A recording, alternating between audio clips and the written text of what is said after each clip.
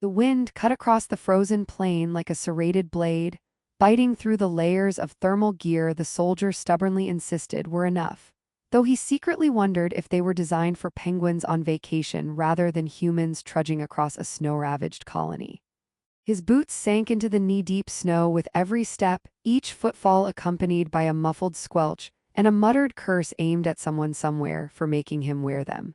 He glanced up at the gray sky, a stretch of clouds so dense it looked like the universe itself had decided to sneeze across the planet, and he groaned. He had been assigned to scout the outskirts of the settlement, a task that sounded heroic on paper, but in practice involved freezing until your nose was numb and wondering why the coffee replicator never worked when it was needed. And then he saw her. At first he thought it was a trick of the storm, a glimmer in the whiteout that his mind had conjured to entertain itself. But no, she was real, or as real as a half-frozen, long-eared humanoid woman can be. She lay in the snow, her hair fanned around her head like dark silk, the long tips of her ears brushing the icy surface, her body shivering so violently it looked like she might crack in two. He blinked, uncertain if he should be horrified, relieved, or suspicious that aliens apparently had a flair for dramatic entrances. Hey," he said, squinting. "Do you usually lie in the snow for fun?" His voice cracked on the last word because, of course, he was talking to someone who could probably hear him in his head, or wasn't even listening, or might have lasers hidden in those elegant ears. The alien stirred, opening her eyes, eyes that glowed faintly, almost mischievously, in the dim light. She gave a hoarse, croaky sound that might have been a laugh if she had the strength, or a curse if the language were any human tongue. He stepped closer, snow crunching underfoot, feeling like an idiot hero in one of those old Earth holodramas he'd pretended to watch as a kid. Okay, plan A. Survive, he muttered to himself more than to her, fumbling to pull off his insulated jacket. The snow was relentless, sneaking down the collar and chilling his spine, and he realized that improvisation was now the key. He dragged the blanket from his pack, the one he had originally brought for himself, muttering that sharing was an overrated human concept. Here, put this over you. Careful, it's not exactly designer couture, he said, wrapping it around her shoulders. She flicked a hand, almost gracefully, sending a cloud of snow into the air that landed squarely on his nose. Hey, he exclaimed, wiping at his face, and she made a sound that could have been a giggle or a warning. Either way, he decided to count it as a win. She tried to speak, her voice a mixture of melody and chime, and he caught fragments of words that sounded like a puzzle, each syllable bending the air differently. He tilted his head, pretending to understand. Right, I totally get. Wait, what? Teleporters? No, we don't have those here, maybe next sector. He paused, or not. Despite her condition, she moved with a fragile grace, long fingers tracing patterns in the snow. He noticed her ears twitching in perfect rhythm to the storm, as though they were little antennae scanning the world for threats or gossip. He coughed, trying to act nonchalant, and muttered, "You're one of those ears and eyes people, huh? Half spy, half fairy?" She gave him a look that was either offended or amused. He shrugged, figuring the ambiguity was safer than being wrong. The soldier struggled to get her to a nearby shelter, which was really just the skeleton of a half-collapsed dome left from a previous expedition. He tripped over the doorframe, swearing in 3 languages at once, and she reached out with her long fingers to steady him. "Thanks," he said, more breath than words.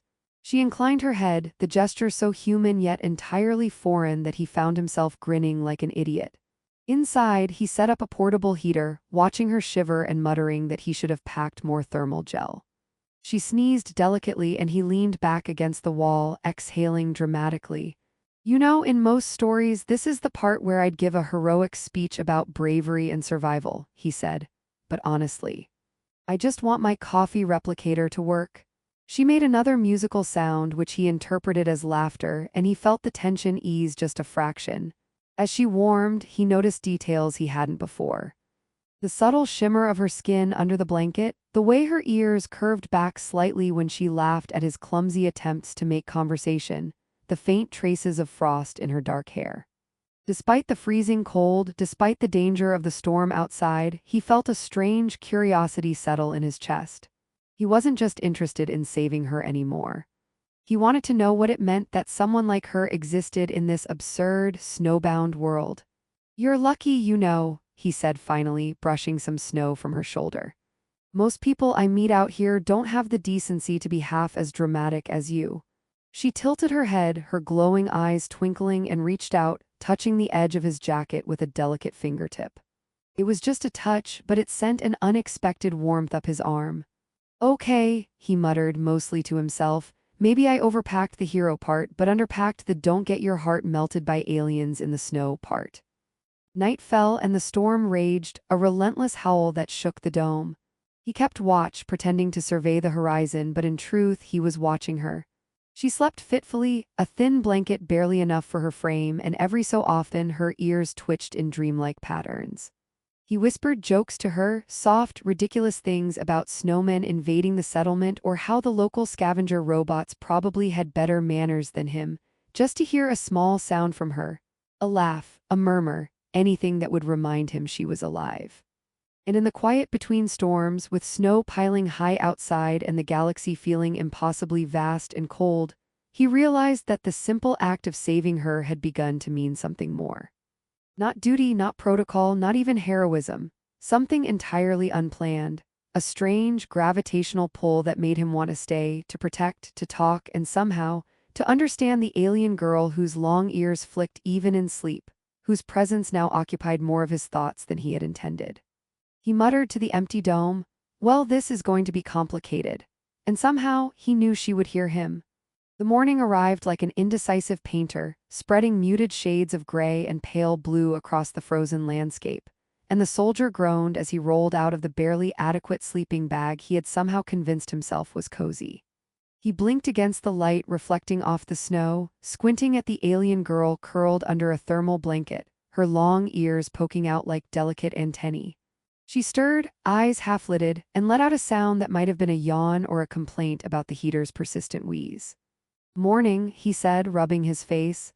"If we survive today, we can have breakfast. If we don't, well, at least you're cute while freezing to death."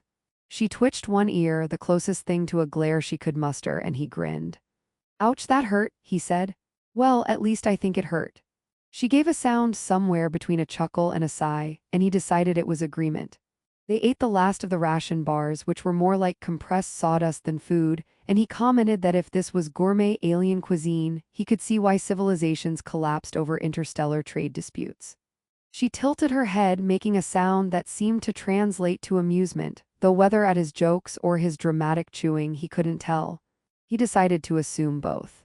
Outside, the storm had softened to a low hiss, leaving a landscape of dazzling white and treacherous ice patches. He strapped on his boots, wincing as the cold bit through his layers, and gestured for her to follow. She rose gracefully, nimble and oddly ethereal in the frost, her long ears catching stray flurries like delicate banners. "Okay, lesson 1, he said, pointing at the jagged tracks in the snow. "You follow these, avoid that slope, and don't touch anything that hums ominously. Those are probably the scavenger bots, they bite." She tilted her head, letting her ears flick in the wind, and he swore he saw her smirk. "Nope, I'm not saying thank you yet.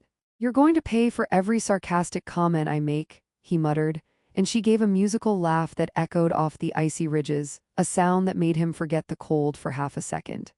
They moved carefully across the ridge, and he kept up a running commentary, partly to stay alert, partly because silence made him nervous. "See that rock over there? Totally normal, probably. Or maybe it's a disguised alien critter plotting to eat my boots. Watch out." She flicked a finger, sending a small spray of snow in his face, and he sputtered. "I see how it is. You're teaming up with the snow against me," noted. At midday, they stumbled upon a frozen pond, a vast expanse of ice reflecting the pale sky. He tested it with a cautious step, then another, and declared it safe enough to cross, though his caution was tinged with paranoia. She stepped lightly, almost dancing across the ice, and he couldn't help but comment. "Wow, graceful, I'd applaud, but I think my feet would break the floor first." She gave a soft snort of amusement, and he laughed along, the sound carrying over the empty plains. Lunch was a debate over ration bars, with him pretending indignation when she stole the last bite, claiming alien superiority over human fairness. She gave a delicate shrug, her ears twitching in mock defiance, and he groaned. I hate you so much right now, and yet you're still alive, so I guess you win." She made a tiny sound of triumph, and he decided to ignore the growing fondness in his chest because survival first, feelings later. The afternoon brought danger, the kind that wasn't dramatic explosions or meteors but something far worse: curiosity from the wrong kind of machine. A small pack of scavenger bots, rusted and patched from countless missions, appeared on the ridge, drawn by the heat signature of their dome. "Oh great," he muttered, dropping low. "Time for my favorite activity, running and hiding like a caffeine-deprived rabbit." She crouched beside him, long fingers brushing over the snow, and he noticed she didn't seem afraid. "I'll handle the scary things," he said, trying to sound brave, though he secretly hoped she had no interest in lasers or firepower. She tilted her head, ears flicking, and with the faintest gesture, a tremor ran through the ground. One of the scavenger bots teetered, then tumbled into a snowdrift with a metallic clatter. He stared. "You just what? Are you like magic or?" She tilted her head again, a faint smile tugging at her lips, and he decided that maybe calling it magic was safer than attempting to rationalize alien telekinesis. They spent the rest of the day evading scavenger patrols, with him narrating their movements like a paranoid tour guide. "Left here, crouch there, avoid the weight, that's definitely a bot. Yep, it's definitely a bot, I called it." She made a faint laugh, stepping lightly behind him, her ears twitching with every alert signal, and he realized that despite the danger, the absurdity of the situation, the dancing bots, their ridiculous commentary, the cold gnawing at their bones, made it almost enjoyable. As night approached, they reached a ridge with a view of the distant settlement, faint lights glimmering like fireflies in the storm's aftermath. He set up another makeshift shelter, muttering about how architects clearly hated humanity.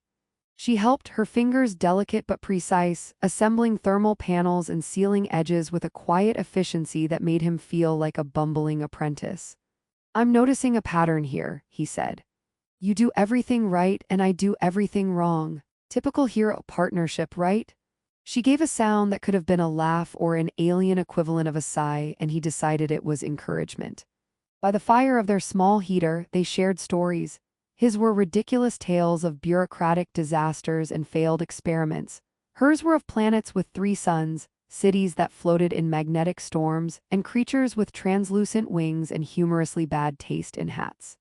He laughed, she laughed, and in the frozen silence of the world around them, the connection grew, unspoken but undeniable.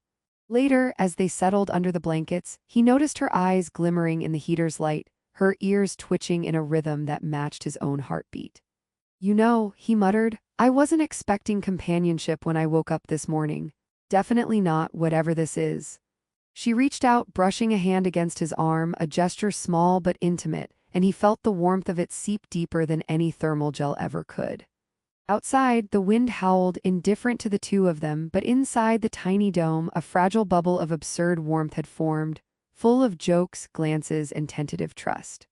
And somewhere in that laughter and cautious glances, he realized that survival was no longer about just making it through the cold.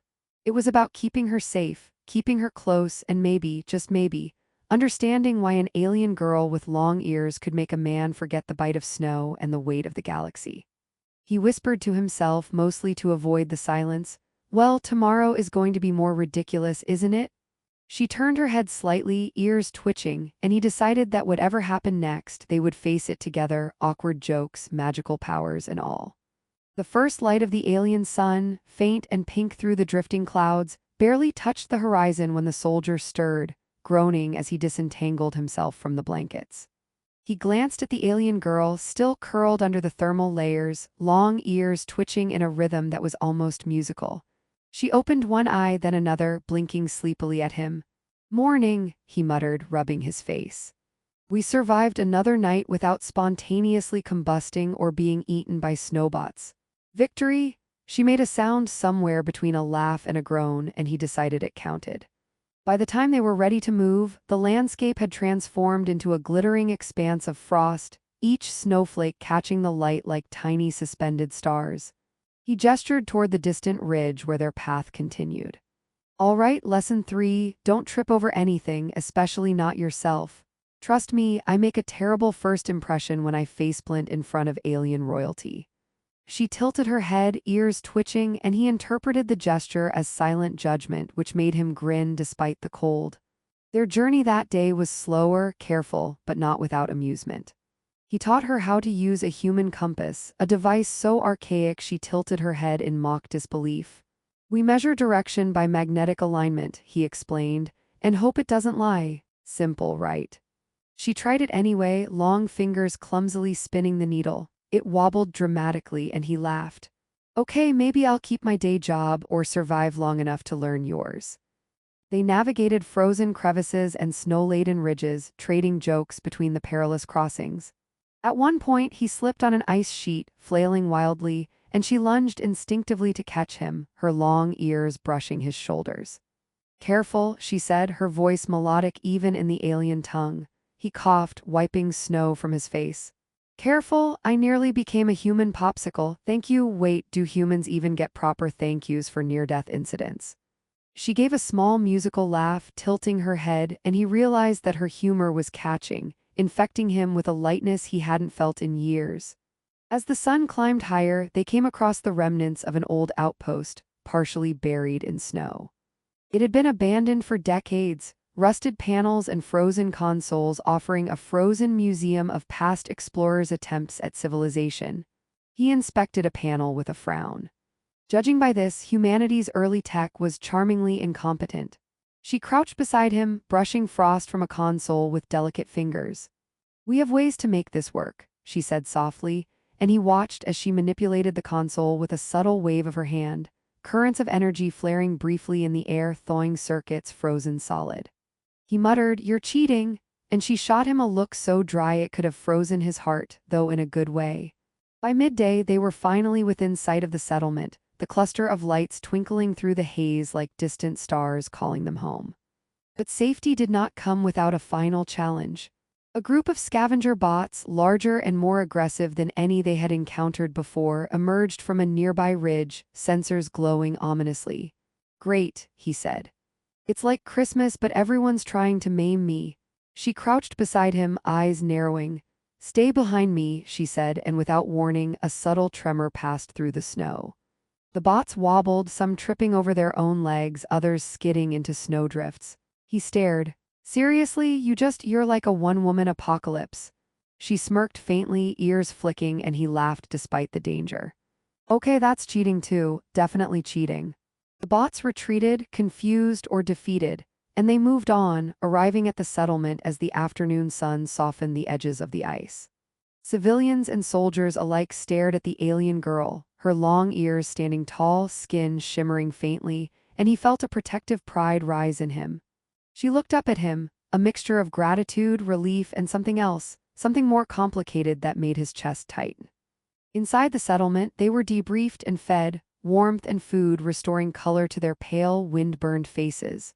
He found himself recounting the events, deliberately leaving out the more awkward jokes about her magic-like abilities, and she leaned against him, quiet and relaxed, as if claiming a space that was now theirs.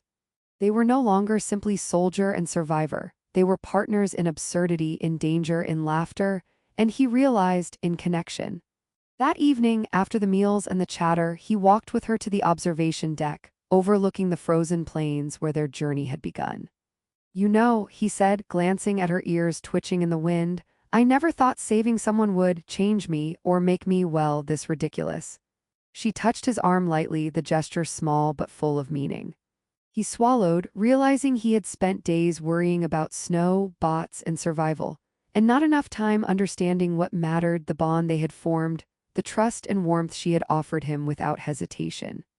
"I want to stay with you," she said softly, and the words were clear even without translation, carried in the look in her glowing eyes and the delicate touch of her fingers. He hesitated, trying to articulate the swirl of surprise, joy, and disbelief in his chest. Then he grinned absurdly and said, "Well, you're lucky. I'm starting to like this whole alien companion thing. Just no stealing my last ration bar again, okay?" She laughed, a musical sound that floated on the evening wind, and he felt his heart lift. "Deal," she said, and he realized that this tiny, absurd negotiation was exactly how they would survive together. The wind softened, the first stars beginning to appear